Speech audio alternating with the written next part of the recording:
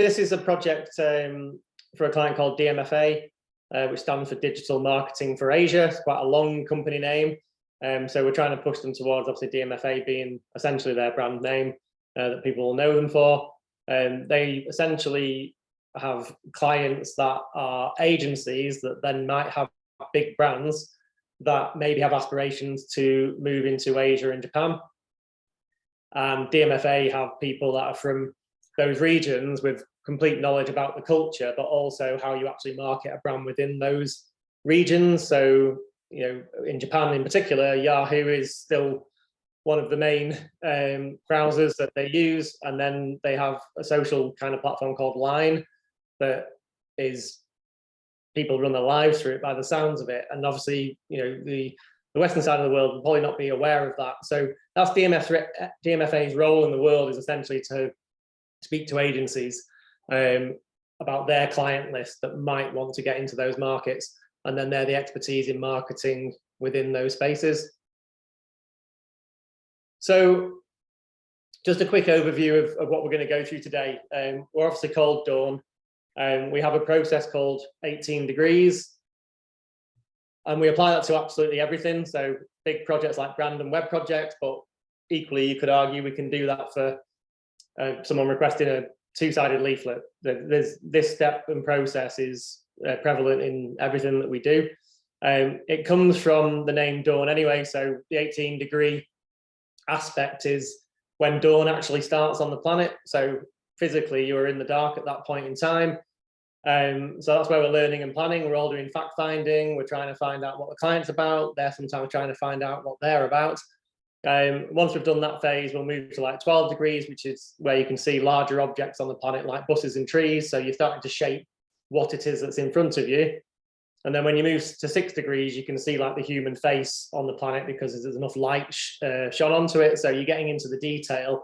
And then above 6 degrees is full day. So we can launch the new brand, launch a new website, or we can deliver a 40-page white paper, you know, whatever it is. We go through those 3 clear steps to create any of our work. This is the steps up with a little bit more clarity. So 18 degrees, like I said, is in the dark. So it's learning and planning, finding everything we can possibly find out about the project or the client or the brand. Shaping and defining in a brand perspective is what is behind the brand. So words behind the brand, which we'll go into a bit more detail in a little bit. The words behind the brand then shape everything. We obsess about the words that we've collectively agreed on, and then we use those words to make all design and identity decisions. And 6 degrees is where we're creating the kind of the brand presentation, taking some feedback, evolving that to the point where it's approved, and then we'll go into creating brand guidelines. And when that's all complete, obviously the client is in a good place to launch the brand. So that's when it sees the light of day again. That's just an overview of what we're going to go through today and how we essentially work. The first phase is basically meeting with the client, or client can be a founder, it could be a founder and directors, key stakeholders, people that want to drive the business forward and have come to us as to why they want to rebrand. And we need to meet them and we need to talk to them. We need to run some workshops, we need to ask some questions, and we need to do some fact finding. Otherwise, we can't really design anything, certainly anything with any level of intelligence behind it. So we'll run those workshops in detail. And we'll start by educating the client a little bit. I've done this for 25 years now, and it's often the case still that people are a bit confused as to what a brand actually is. I think the term has become slightly downgraded over the years, where people think it's like a name and a logo, and then there's some colors and some type, and that's what a brand is. And for me, that's the clothes that a company actually wears. The brand is everything the company does. And again, we'll get into a bit more detail on that, but we show them this wheel to start with. So obviously, in most cases, when it's a rebrand, they have a name and a logo. They might keep the name. So in this case, they did. The logo wasn't up for much, nor was much of the brand at the time, which we'll show you later. But every company has that as a minimum. We also say that companies shouldn't obsess about it. You know, a logo is just a logo at the end of the day. Yes, we can all argue whether they've been designed well or not, but they aren't the be all and end all of a brand identity. And we still know when we get to that slide, that's when clients start to make an opinion on the whole project. But we try and get them to know early that the logo is just a very small part of a brand, and it's really an endorsement at the end of the day that it's the right company that you thought it was. The middle wheel is where we think brands truly come to life. So choosing your typography, creating graphical styles, choosing the colors, defining the colors, imagery or illustration or a mixture of the two, the tone of voice, movement and sound. Clearly, every brand, however big or small on the planet, can now move and make a sound. It used to be for the elites, for TV adverts and things like that, whereas a social post can have both of those things in now. So we go through a process of identifying all of those things based on words behind the brand, so that every decision we make has a reason for being, rather than this looks cool or this is trendy, and words like that, which shouldn't really exist. I believe in brands being current at the time that we exist in, and hopefully ahead of the curve, but they need to be true to themselves first and foremost, and also appeal to their actual audience. And when all that's been done well, you can then apply that to any application. So there's a list of a few on that outer wheel there. And all of those things are just requests or projects or products that people need. But to deliver them well, you need a very strong brand behind it. And then decision making becomes easier and more efficient within companies. So there's less debate and opinion, because we all now know what we stand for and how we should look and feel. So it means the client can actually deliver things faster within a marketing function, which I'm sure the whole company then is happy about. And then the other bit that we get it into is the feeling of a brand, which is, for me, this is where it's really important, and it's a bit that's often overlooked, or over the years it's been delivered so badly within companies that people laugh at it and kind of dismiss it. But this is where you have a strategy and a brand core behind that, which basically is words behind a brand to say, this is exactly what we stand for. And often those words have come from maybe the founder of a company, because they had their own values and a reason why they wanted to start the company, or move from a job that they had to start a company because they didn't like the way that company currently did it. They normally have a standpoint as to why they're doing what they're doing. And that's fine for a while, but then it just becomes the opinion of the owner. And that doesn't really work particularly well. So we encourage companies to work with us to create this strategy where you define words, they get written down, everyone collectively agrees that that's what we stand for, and then you can take it as far as your recruitment process can be delivered through the values of the business, which means then you're picking people that are going to perform to what you expect the brand to perform to, and then you get a better working team overall. So they become really, really important. And again, we can talk about that in a bit more detail, but that middle wheel, a purpose, why you exist, values, kind of how we're going to behave in this world, and what do we stand for, overall style, benefits, personality, all of those things should eventually give off a feeling. And we're all human at the end of the day. We have feelings ourselves on a day-to-day basis, but we also want to buy into and engage with brands that give a certain feeling. So the outer wheel expresses all the feelings that a human can essentially have, and some of those should be really pushed and celebrated. So Coke's renowned for happy and happiness. It associates itself with holidays, Father Christmas, those types of things. So you get a feel that drinking Coke for some reason is going to make you happy. That's just a fizzy drink in a bottle, but they've kind of captured the essence of happiness, which has outperformed Pepsi over the years, because Pepsi's kind of gone for snowboarding or skateboarding or very niche things, whereas Coke has gone for this happiness approach.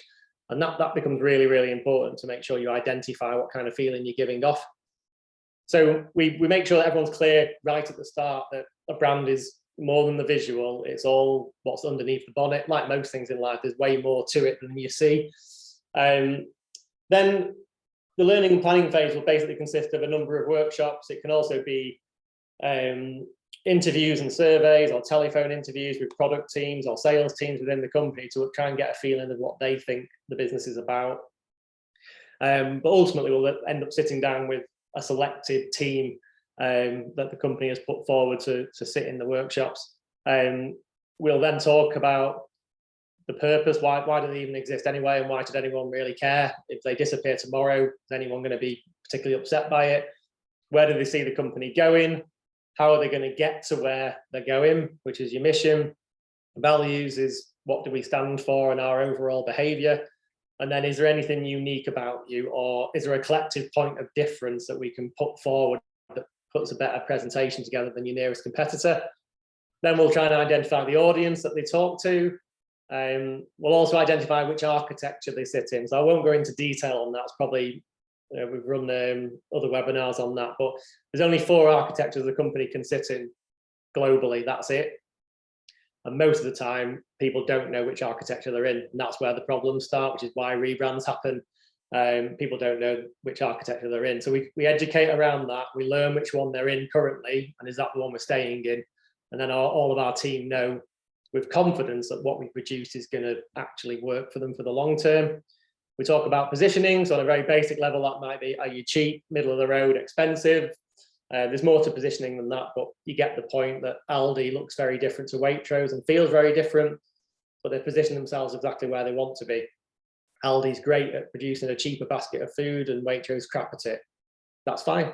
That's exactly what they want to try and achieve. So you need to know where you want to be in a marketplace, what your kind of personality is. You know, are we welcome to X Limited, or are we, hey, how are you doing? We're this. The same message, but delivered very, very differently, and you get a different feel for the company. And then you've got the overall style, which starts to influence like the identity, the visual side of things. This is a snapshot of a workshop I was running. We try and get it all out on walls and get people to stand up and engage a little bit more and get some energy in the room.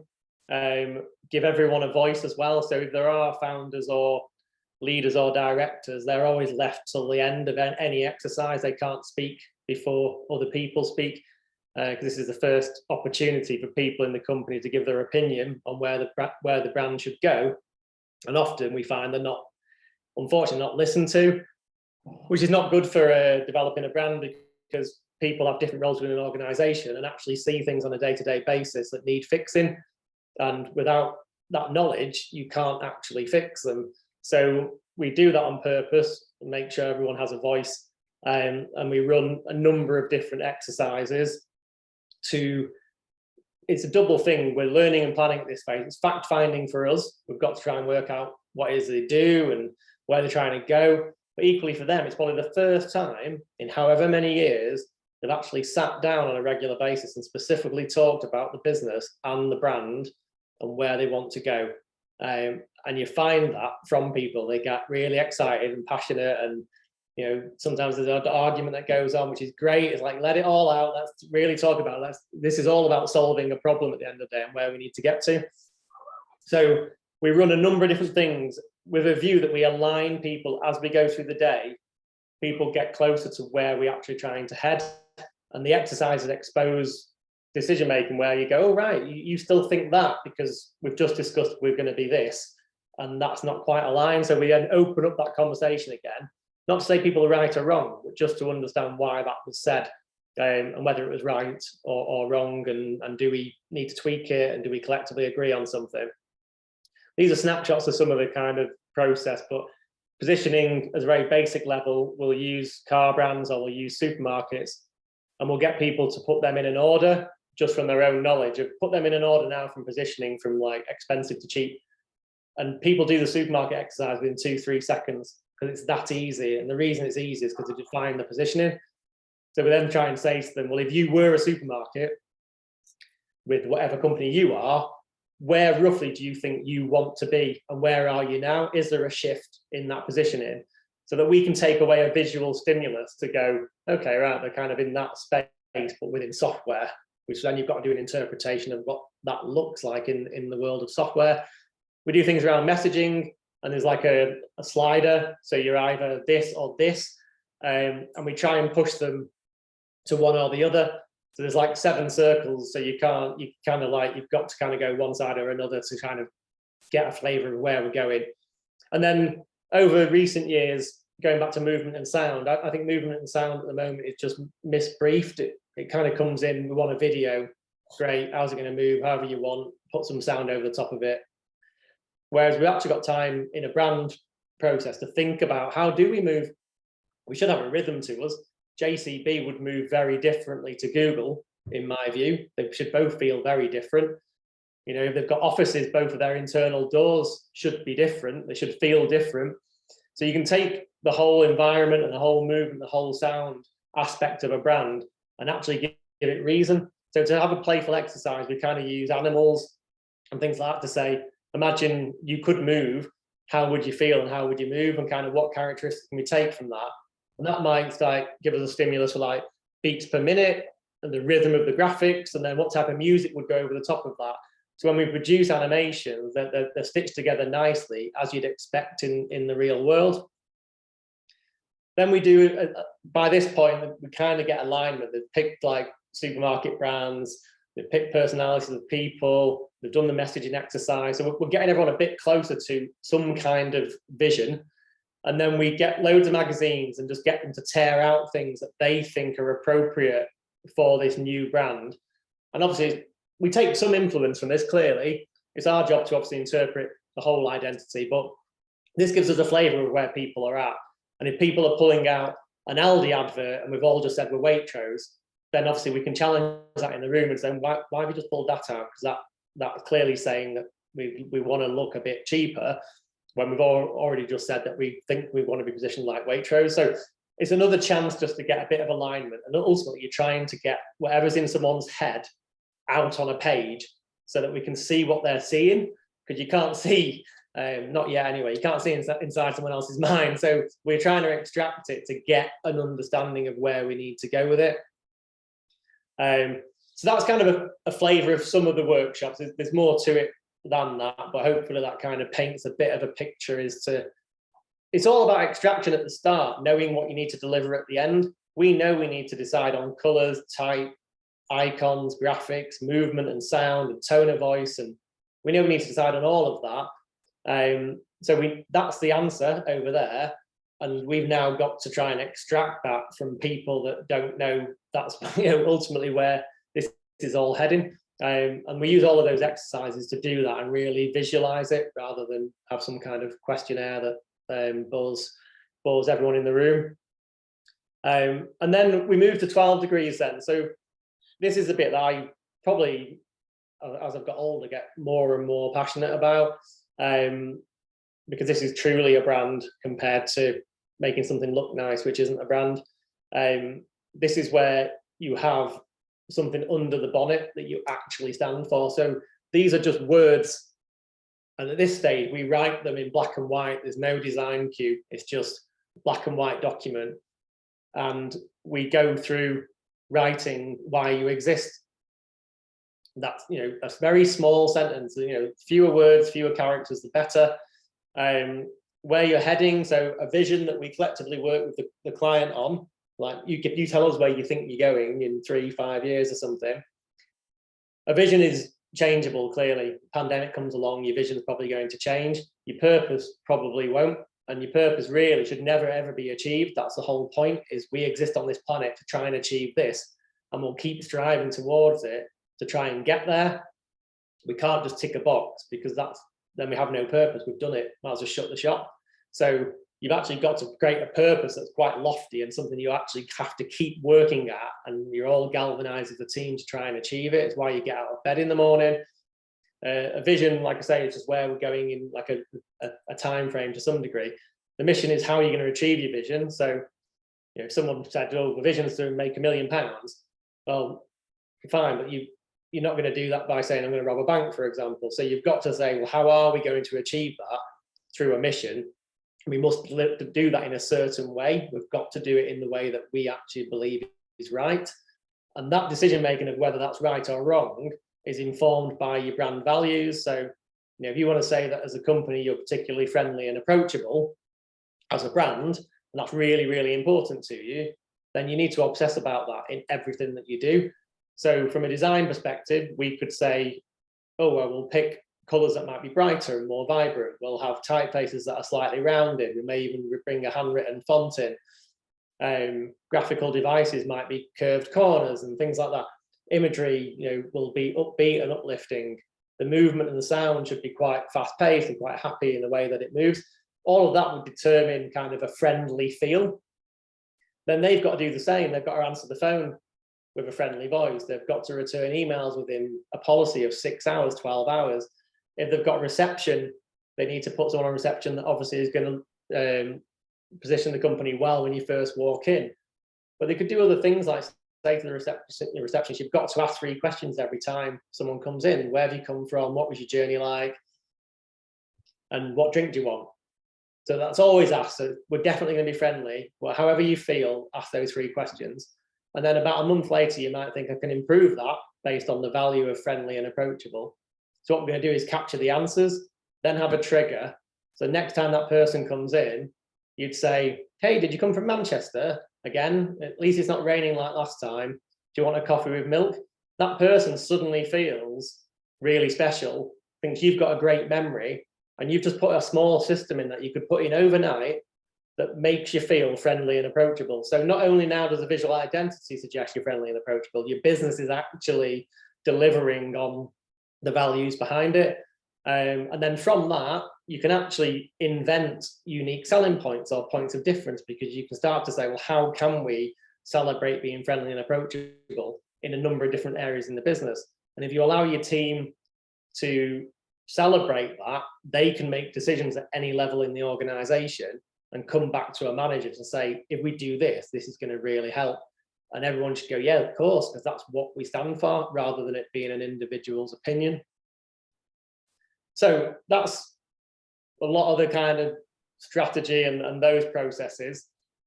Just dipping back to the start. So obviously at the start, we collate stuff that they currently have.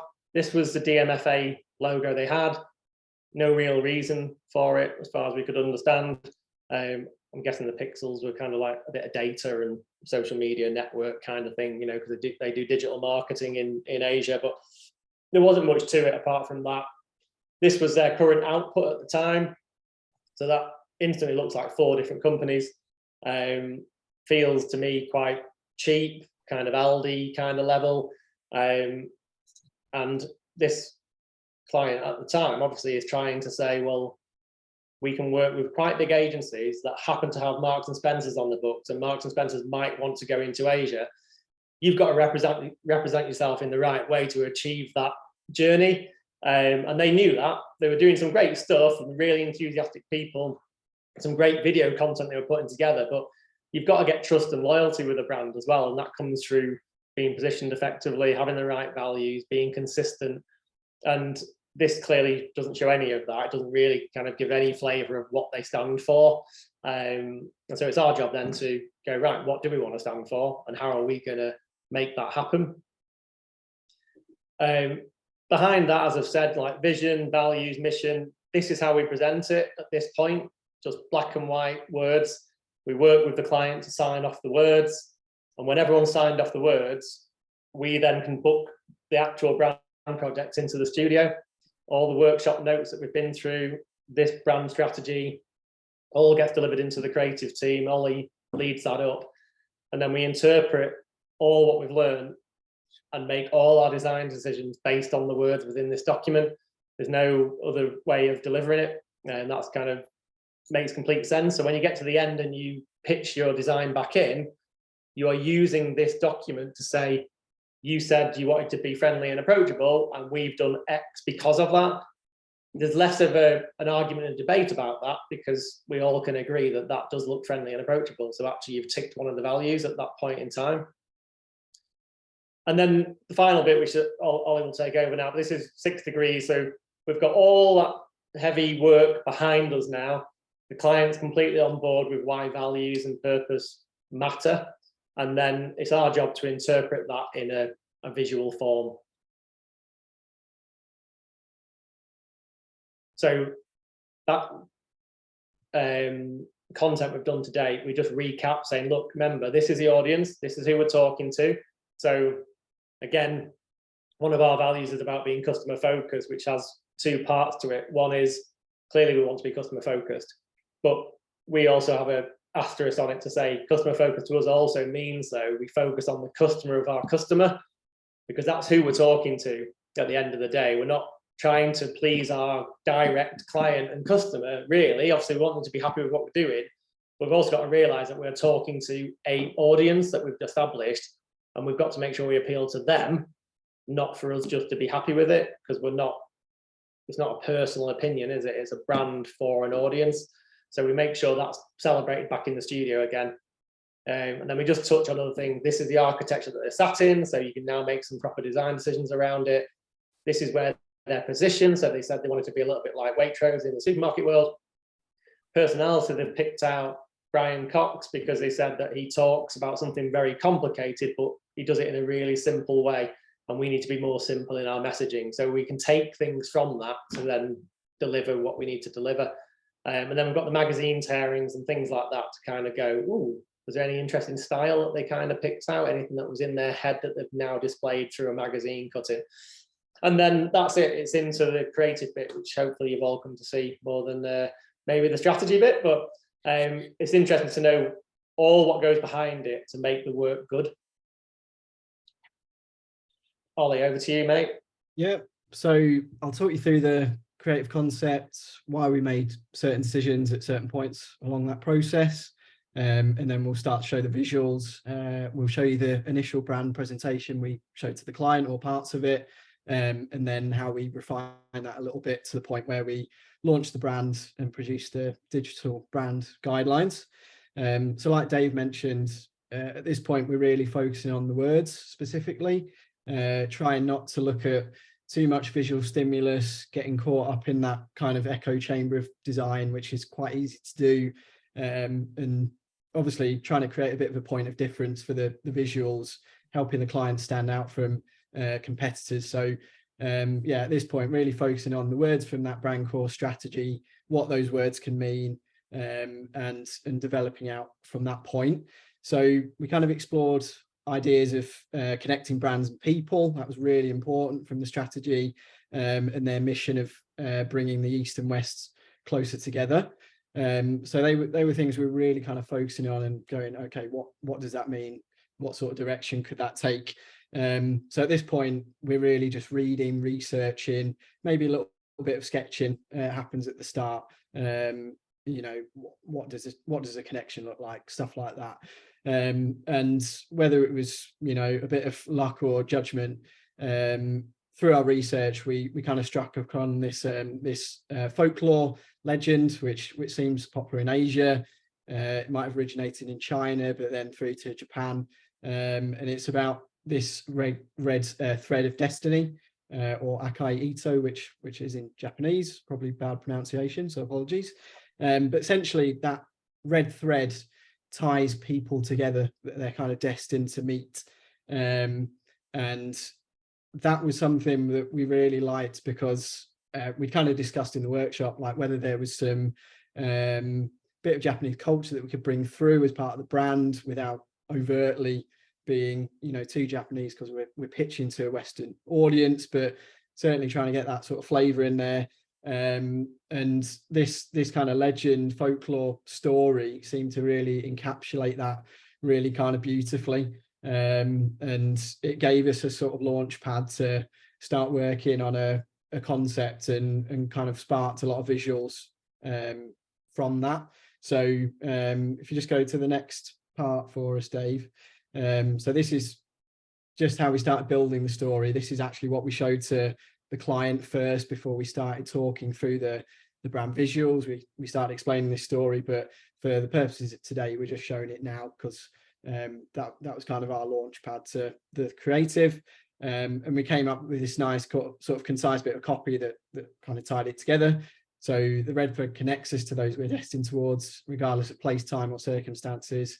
This thread may stretch or tangle, but will never break. And it's about those actual connections between the brands and the people, the fact that they create them, they're strong, they don't break, and that all held really well with the strategy piece, because it talked a lot about long-lasting relationships, secure connections, all these things that worked nicely from a marketing perspective, but obviously had this really nice sort of visual history and story behind it. So we kind of use that as our launch pad, if you like, and that sparked off quite a lot of the visuals. So we looked at a number of ways to visualize this, but string art was something that came up quite early on. We've got that kind of cat's cradle thing there as well. You've got that idea that we could build up artwork and things like that, but they're these kind of bigger structures. And then we found these sort of UV type ones that you can see on there in the top left, these like massive art installations, which were really cool, and you know, you can actually walk through them, but they have a little bit of direction and purpose. So as opposed to that kind of flowy visual at the bottom, where it, you know, it's a nice visual, but it doesn't feel like it's traveling to a specific point. We like the precision of those kind of UV installations. It kind of has that more digital feeling about it, even though it's a very analog process, just because of the color and the kind of UV aspect that they've added to that artwork. And that kind of sparked off a bit of thought around color palette. When we did the initial presentation or kind of workshop with the client, we talked about color palette, how they wanted to move that on. At the start, it was A, mixed up, and B, a bit dull. But that kind of direction formed from sort of a Tokyo neon sort of scene, and that seemed to tie in well to that kind of string art UV stuff that we saw, and it started to give us that vibrant color palette that you'll see sort of flowing through the work. So we obviously landed on the red from the red thread concept as well. So that was kind of set in stone, and then we thought, right, how do we, you know, dial that up, make that really vibrant. You'll see bits here of kind of early logo exploration, where we started to think, okay, do we just have a word mark? Do we have a logo mark next to it that's kind of built of threads and more of a D type aspect to it? You know, will that be useful? In the end, we started to veer towards just a strong word mark, but one that maybe lent very much on the concept of the thread. So you might start to see some of the M's on there. They lent themselves really well to this thread-like quality, and this idea that one end is, you know, the people, the other end is the brand, and connecting them together, and obviously DMFA being that connection and causing that connection. So yeah, we explored that, and we were starting to, you know, hone that down and get into the final sort of ideas of where we were going to take this. Obviously, you'll see a lot of layout exploration there, how we used kind of bits of illustration style. Again, that's very much related to the concept. You got these really interesting loops. We looked at a bit of existing iconography, how that's kind of formed from a single line, and that was all starting to come together really nicely. So if we move on to the next one, so this is type. So that was again part of the brand that we wanted to consider. We wanted potentially quite an ownable typeface that when you saw it, you kind of go, oh, that's DMFA, or you start to realize that's DMFA.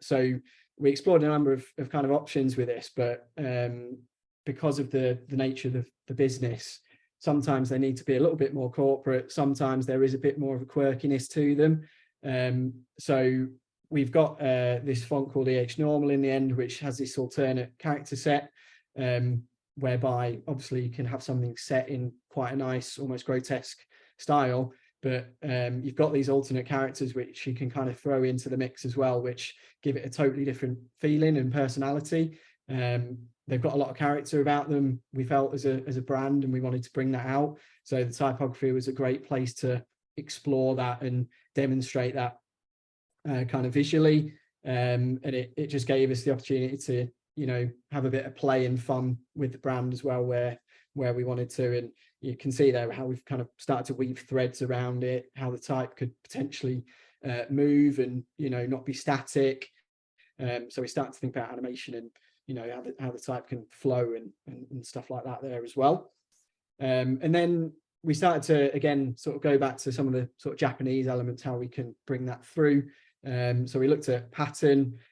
So there's this kind of hemp leaf Asanoa pattern there on the kind of top right, which kind of lent itself really well to the concept because it's got these really nice connections. So it kind of felt a bit like that string art straight away, which was a way that we could maybe do it in a 2D space quite quickly. And then we've got a number of other options that we looked at there. So there's that Sagaya pattern. So they all stand for things as well, which is important. So that one's kind of peace and prosperity. The other one is kind of growth, vitality, which also related well back to the strategy, because you know they're ultimately building brands and growing brands. So there was a nice story there behind even the patterns, and as I say, they clearly relate quite visually closely to that kind of red thread concept. You kind of get that quite quickly. So those were a lot of the toolkit of parts that we started to settle on. We thought it was important to think about a lot of those things together and giving them a really wide range of options that they could use. If you look at the brand, they obviously operate on a digital level predominantly. So there's a lot of social content, there's a lot of video content, and we wanted to avoid that ever feeling stale. So by giving them this big toolkit of parts that hopefully you can see visually are quite tight, but actually appear quite different as well, we're just giving them loads of options in terms of how the brand will hopefully like play out as time goes on, and not kind of limiting them to, you know, a small number of assets that will grow old quite quickly. So that was some of the thinking behind why we explored quite a number of different parts of the brand, really. So, you know, it's a big sort of toolkit to work from. So you'll see here the kind of final logo that we presented originally to them obviously sits on top of photography, and you can see that really nice looped M.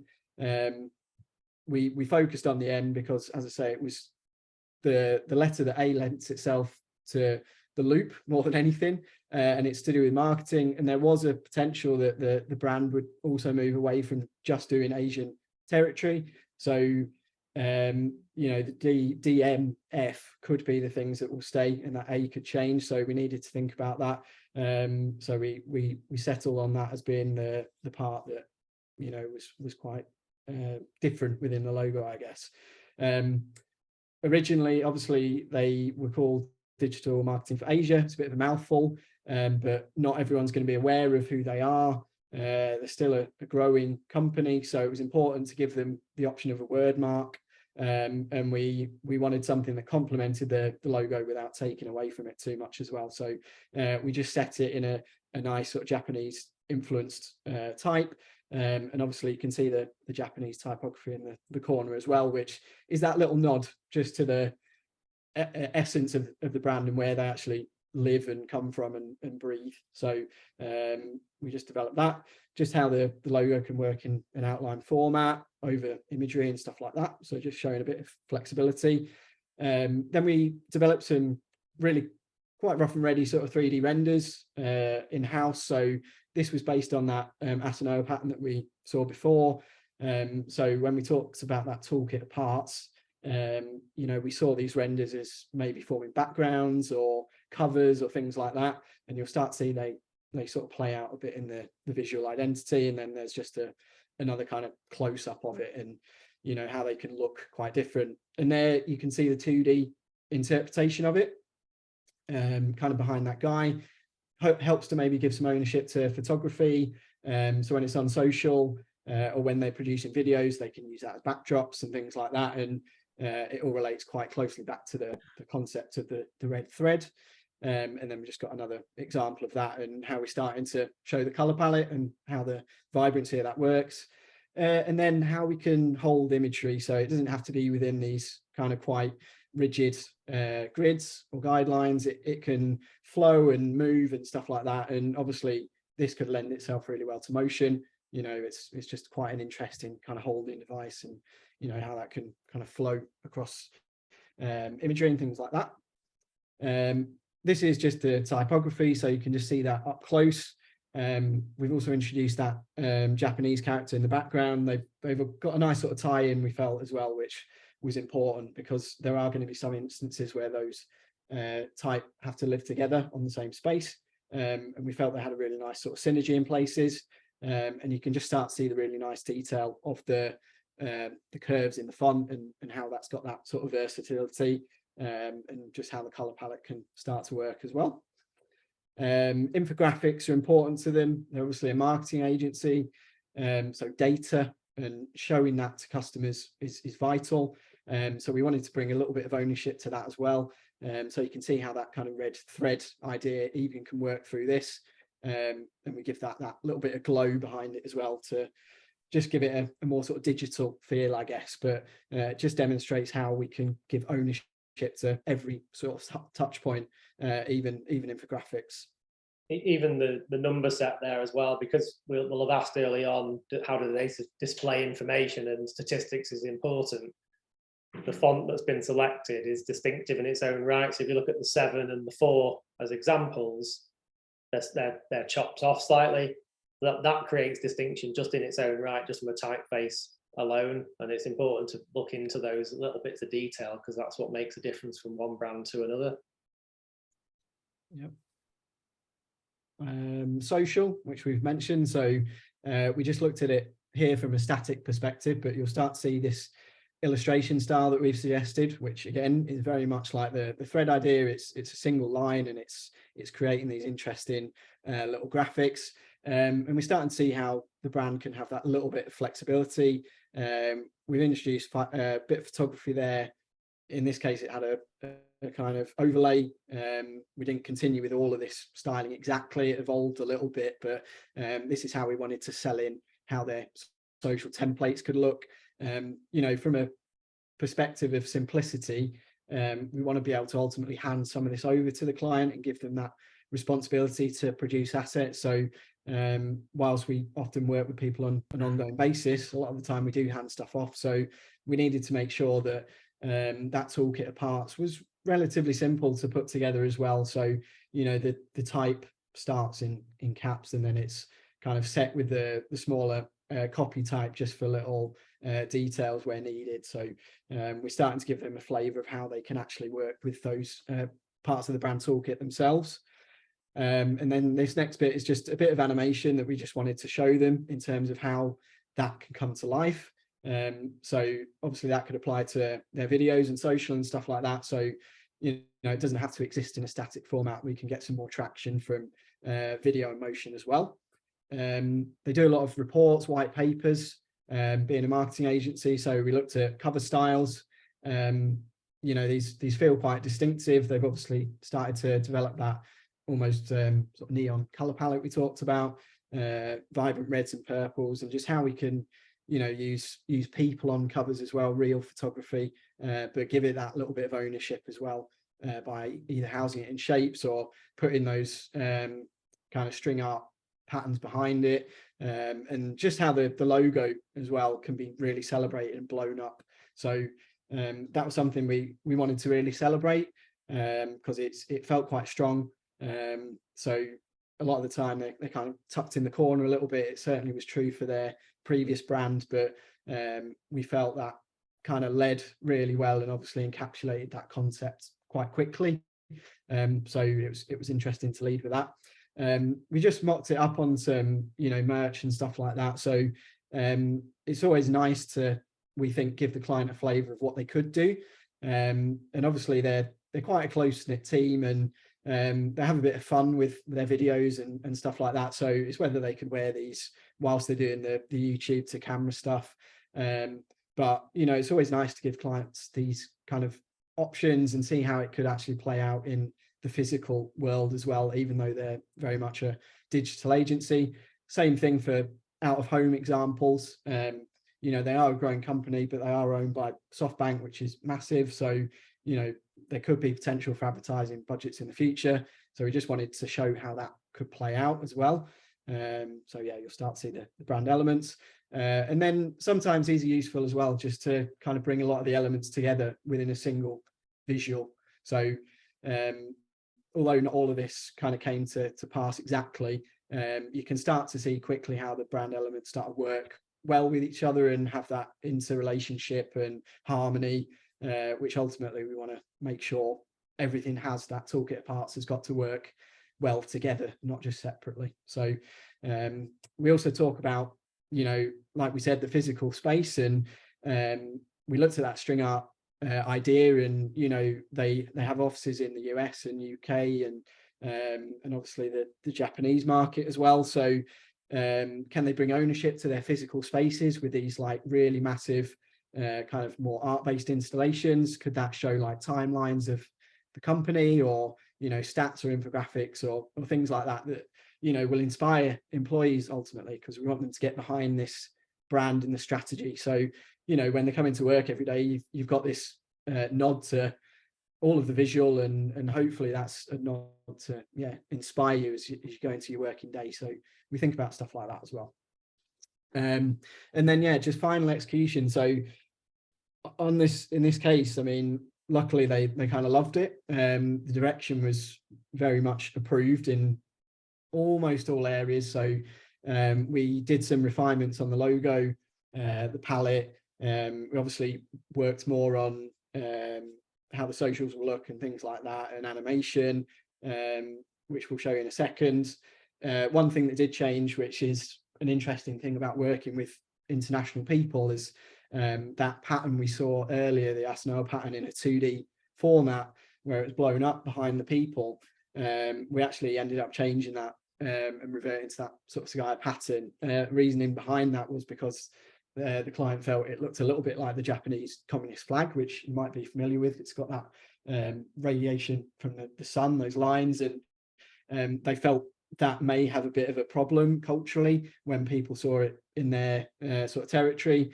So that's just an interesting part of working with an international client, and not something we'd necessarily have thought of straight away.